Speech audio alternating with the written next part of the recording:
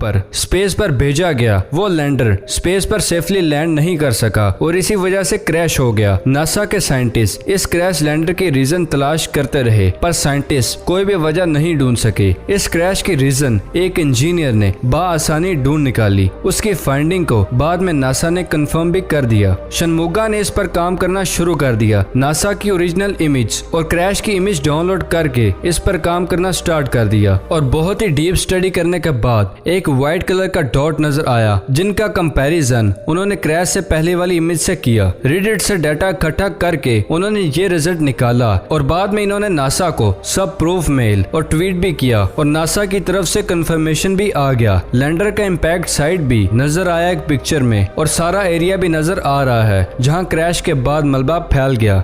Fact number 4, सबसे ज्यादा पसंद की जाने वाली बोतल्स में कोका कोला सबसे फेमस है। किसी भी खाने की चीज के साथ मोस्टली इसे ही इस्तेमाल किया जाता है। पर क्या आप जानते हैं कोका कोला की इन्वेंशन बाय मिस्टेक ही हुई थी। जॉन नाम के फार्मासिस्ट ने गलती से इसे बना दिया। ये दरअसल सर दर्द के इलाज के लिए कुछ बना रहे थे। लैब असिस्टेंट ने गलती से पार्टिकल्स को कार्बोनेटेड वाटर में मिला दिया और तब ये ड्रिंक तैयार हो गई जो कोका कोला ड्रिंक के नाम से बहुत ही फेमस है। कोका कोला स्टार्टिंग में फार्मेसी या केमिस्ट के पास ही मिला करती थी स्टार्टिंग में। अब तो ये हर जगह ही पाई जाती है। हमारे मोहल्ले में लालू की दुकान में भी ये पाई जाती है।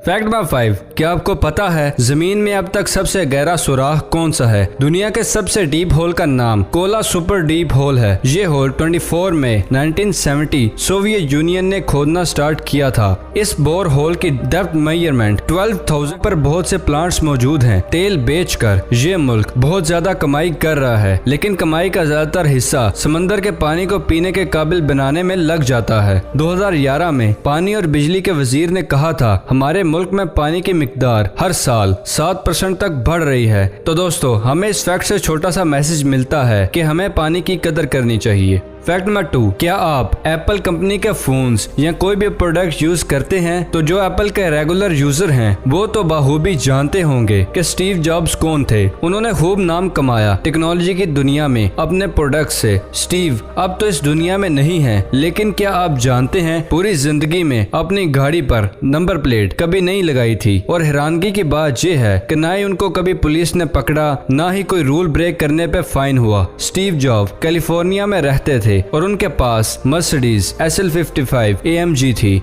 और इस गाड़ी पर कभी भी नंबर प्लेट नहीं देखी गई। क्या आप जानते हैं कैलिफोर्निया के स्ट्रीट लॉ में एक लूप की वजह से वो सारी उम्र बगैर नंबर प्लेट के गाड़ी चलाते रहे। अकॉर्डिंग टू कैलिफोर्निया लॉ किसी भी न्यू कार पर्सन को 6 महीने तक का टाइम दिया जाता है कि वो बगैर नंबर प्लेट के 6 माह तक गाड़ी चला सकते हैं। इसी लॉ से फायदा उठाते वो हर 6 माह बाद अपनी गाड़ी बदल लिया करते थे और इसी वजह से उनको कभी भी नंबर प्लेट का इस्तेमाल नहीं करना पड़ा। इस बारे में स्टीव जॉब का कहना था कि वो नंबर प्लेट का यूज इसलिए नहीं करते थे ताकि कोई उन्हें ट्रैक ना कर सके। वाह, क्या कमाल की सोच के मालिक थे वो, जीनियस।